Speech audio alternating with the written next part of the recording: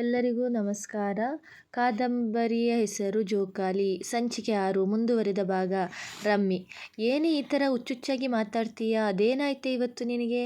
ಹೌದಮ್ಮ, ನಾನು ನಿಜನೇ ಹೇಳ್ತಿರೋದು. ಮೊನ್ನೆ ನನಗೆ ಮತ್ತು ಯಜಮಾನ್ರ ಮಗ ನೌಫಲ್ಗೆ ಎಲ್ಲರೂ ಸೇರಿ ಆಟದ ಬಯಲಿನಲ್ಲಿ ಬೊಂಬೆಗೆ ಮದುವೆ ಮಾಡಿಸಿದಂತೆ ಮದುವೆ ಮಾಡಿಸಿದ್ರು. ರಾಹಿಲಾ ಮತ್ತು ಉಳಿದವರೆಲ್ಲ ಸೇರಿ ನನ್ನನ್ನು ಕುಳ್ಳಿರಿಸಿ ಮದುಮಗಳಂತೆ ಶೃಂಗಾರ ಮಾಡಿದ್ರು. ನೌಫಲ್ಗೂ ಅಷ್ಟೇ. ಅಮ್ಮ, ಹಾಗಾದರೆ ನಾನು ದೊಡ್ಡವಳಾದ ಮೇಲೆ ಮತ್ತೆ ನೀವೆಲ್ಲ ಸೇರಿ ಬೇರೊಂದು ಹುಡುಗನ ಜೊತೆನೂ ಹೀಗೆ ಮದುವೆ ಮಾಡ್ತೀರಾ?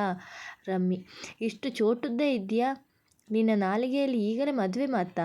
ಮದುವೆ ಎಂದರೆ ಮಕ್ಕಳಾಟಿಕೆಯಲ್ಲ. ನಮ್ಮ ದೀನಿ ನಿಯಮದ ಪ್ರಕಾರ ಮದುವೆ ಕಾರ್ಯ ನಡೆಸಲು ಅದಕ್ಕೆಂತ ತುಂಬ ಸತ್ಕರ್ಮಗಳಿವೆ. ನೀನು ಇನ್ನು ಇದರ ಬಗ್ಗೆ ಕಲಿಯಲು ಸಾಕಷ್ಟು ವಿಷಯಗಳಿವೆ. ಮದುವೆಯಾಗುವ ಹುಡುಗ ಹೆಣ್ಣು ನೋಡುವ ಸಂಪ್ರದಾಯದಿಂದ ಹಿಡಿದು ಹುಡುಗ ಮತ್ತು ಹುಡುಗಿಯ ಹೆಸರಿನಲ್ಲಿ ನಿಖಾ ನಡೆಯುವವರೆಗೂ ಹಲವಾರು ವಿಧದ ಚರ್ಯೆಗಳಿವೆ. ನಿನಗೆ ನಿನ್ನ ವಯಸ್ಸಿನ ಮಕ್ಕಳೆಲ್ಲರೂ ಸೇರಿ ಮದುಮಗಳಂತೆ ಶೃಂಗಾರ ಮಾಡಿ ಹೂವಿನ ಹಾರ ಹಾಕಿದರೆ ಅದು ಹೇಗೆ ಮದುವೆಯಾಗುತ್ತೆ? ಓ, ಹಾಗಾದರೆ ನನಗೆ ಮತ್ತು ನೌಫಲ್ಗೆ ನಡೆದ ಮದುವೆಗೆ ಯಾವುದೇ ಪುರಾವೆ ಇಲ್ಲ ತಾನೇ? ಅಮ್ಮ, ನಾನೆಷ್ಟು ಭಯಭೀತಳಾಗಿದ್ದೆ ನನಗೆ ಇಷ್ಟು ಚಿಕ್ಕ ವಯಸ್ಸಲ್ಲೇ ಮದುವೆಯಾಯ್ತಲ್ಲ ಎಂದು ತಿಳಿದು. ನೋಡು ರಮೀಜಾ, ನಿನಗೆ ಇದೆಲ್ಲ ಗೊತ್ತಾಗೋದಿಲ್ಲ. ನೀನು ಈಗ ಚಿಕ್ಕ ಹುಡುಗಿ. ಬೆಳೆಯುತ್ತಾ ಬೆಳೆಯುತ್ತಾ ನಿನಗೆಲ್ಲ ಅರ್ಥವಾಗುತ್ತೆ. ಇನ್ನು ಪ್ರಶ್ನೆಗಳ ಮೇಲೆ ಪ್ರಶ್ನೆ ಕೇಳಬೇಡ. ಸರಿಯಾಗಿ ಕುಳಿತುಕೋ, ತಲೆ ಬಾಚುತ್ತೇನೆ. ಅಷ್ಟರಲ್ಲಿ ಅವಳ ಗೆಳತಿ ರಾಹಿಲಾ ರಮೀಜಾಳನ್ನು ಆಟಕ್ಕೆ ಕರೆಯಲು ಅವ್ವಮ್ಮಳ ಮನೆಗೆ ಓಡಿ ಬಂದಳು. ರಮ್ಮಿ, ಬೇಗ ಬಾರೆ, ಬಯಲಿಗೆ ಆಟ ಆಡಲು ಹೋಗೋಣ. ಎಲ್ಲರೂ ಅಲ್ಲಿ ನಮಗಾಗಿ ಕಾಯುತ್ತಾ ಇದ್ದಾರೆ. ಸರಿ ನಡೆ ರಾಹಿಲಾ. ಅಮ್ಮ, ನಾನು ಆಡಲು ಹೋಗುತ್ತೇನೆ, ಆಮೇಲೆ ತಲೆ ಬಾಚು ಅಂತೆ ಎನ್ನುತ್ತಾ ತನ್ನ ತಾಯಿ ಮಡಿಲಿನಿಂದ ಝಂಗನೆ ಎದ್ದು ಕೂದಲಿಗೆ ಕಟ್ಟಬೇಕಿದ್ದ ರಿಬ್ಬನ್ ಕೈಯಲ್ಲಿ ಹಿಡಿದು ರಾಹಿಲಾ ಜೊತೆ ಆಟದ ಬಯಲಿಗೆ ಓಡಿದಳು. ಅವ್ವಮ್ಮ ಜೋರಾಗಿ: ರಮ್ಮಿ, ನಿಲ್ಲೆ, ಕೂದಲನ್ನು ಸರಿಯಾಗಿ ಕಟ್ಟಿಲ್ಲ, ಎಲ್ಲಿಗೆ ಓಡ್ತೀಯಾ? ಆಡಿ ಕತ್ತಲಾಗುವುದಕ್ಕಿಂತ ಮುಂಚೆ ಮನೆ ಸೇರಬೇಕು, ಇಲ್ಲದಿದ್ದರೆ ಅಲ್ಲಿಗೆ ಬಂದು ಬಾರಿಸುವೆ ಎಂದು ಕೂಗಿ ಹೇಳಿದರು.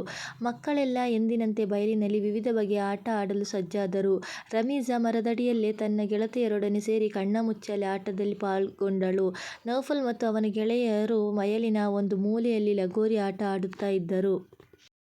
ಲಗೋರಿ ಆಟವನ್ನು ಎಲ್ಲ ಹುಡುಗರು ಬಹಳ ಹುಮ್ಮಸ್ಸಿನಿಂದ ಆಡುತ್ತಿದ್ದಂತೆ ಒಬ್ಬ ಜೋರಾಗಿ ಎಸೆದ ಚೆಂಡು ನೌಫಲ್ನ ಕೈತಪ್ಪಿ ನೇರವಾಗಿ ಅಲ್ಲೇ ಬದಿಯಲ್ಲಿ ಒಂದು ಪೊದೆಯೊಳಗೆ ಹೋಗಿ ಬಿತ್ತು.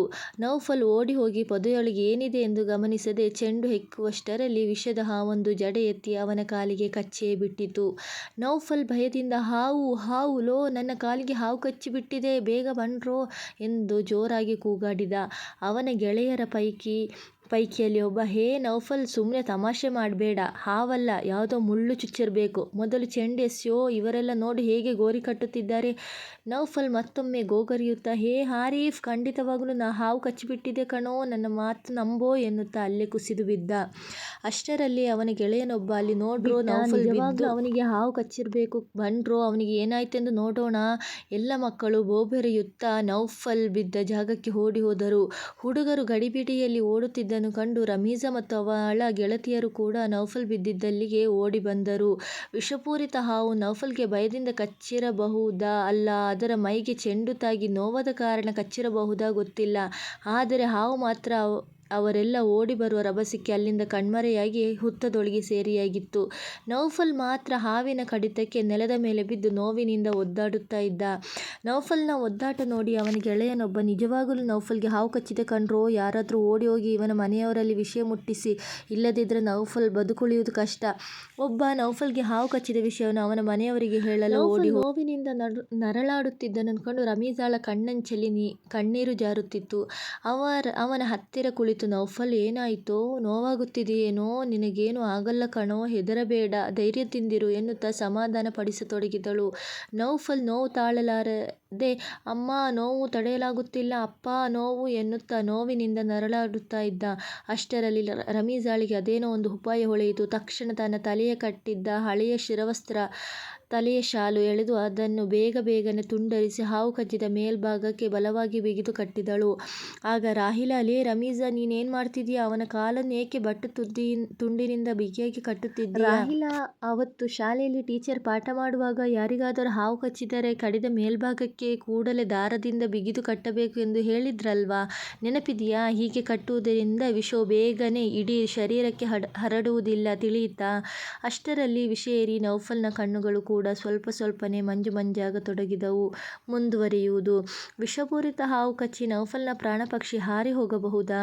ರಮೀಜಾ ಮಾಡಿದ ಉಪಾಯದಿಂದ ನೌಫಲ್ ಸಾವಿನ ದವಡೆಯಿಂದ ಪಾರಾಗಬಹುದಾ? ನಿರೀಕ್ಷಿಸಿ ಮುಂದಿನ ಸಂಚಿಕೆಯಲ್ಲಿ. ಧನ್ಯವಾದ.